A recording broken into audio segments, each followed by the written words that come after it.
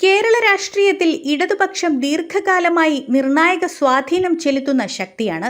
തൊഴിലാളി അവകാശങ്ങൾ, പൊതുവിദ്യാഭ്യാസം, പൊതുജനാരോഗ്യം, സാമൂഹിക ക്ഷേമ പദ്ധതികൾ എന്നിവയിൽ ഇടതുപക്ഷത്തിന്റെ സംഭാവനകൾ പലപ്പോഴും ചർച്ച ചെയ്യപ്പെടാറുണ്ട്.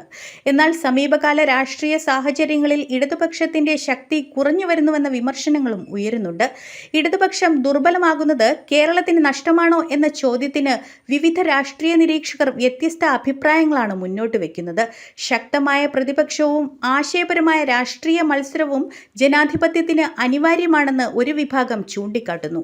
ഇടതുപക്ഷത്തിന്റെ സ്വാധീനം കുറയുന്നത് തൊഴിലാളി കർഷക പ്രശ്നങ്ങൾക്കും സാമൂഹിക നീതിയുമായി ബന്ധപ്പെട്ട വിഷയങ്ങൾക്കും വേണ്ടത്ര പ്രാധാന്യം ലഭിക്കാതിരിക്കാനുള്ള സാധ്യത വർദ്ധിപ്പിക്കുമെന്നാണ് അവരുടെ വിലയിരുത്തൽ.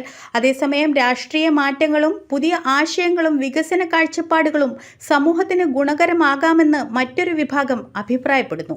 ഒരു രാഷ്ട്രീയ പ്രസ്ഥാനത്തിന്റെ ശക്തി കുറയുന്നതിനേക്കാൾ ജനങ്ങളുടെ ആവശ്യങ്ങൾക്കനുസരിച്ച് രാഷ്ട്രീയ പാർട്ടികൾ മാറുകയും നവീകരിക്കപ്പെടുകയും ചെയ്യുന്നതാണ് പ്രധാനമെന്നാണ് ഇവരുടെ നിലപാട്. കേരളത്തിന്റെ ഭാവി വികസനത്തിനും സാമൂഹിക പുരോഗതിക്കും ശക്തമായ ജനാധിപത്യ സംവാദം അനിവാര്യമാണ്. ഇടതുപക്ഷത്തിന്റെ ഇളക്കം കേരളത്തിന് നഷ്ടമാണോ എന്ന ചോദ്യത്തിന് അന്തിമ ഉത്തരമില്ലെങ്കിലും അത് കേരള രാഷ്ട്രീയത്തിൽ വലിയ ചർച്ചകൾക്ക് വഴിവെക്കുന്ന വിഷയമായി തുടരുകയാണ്.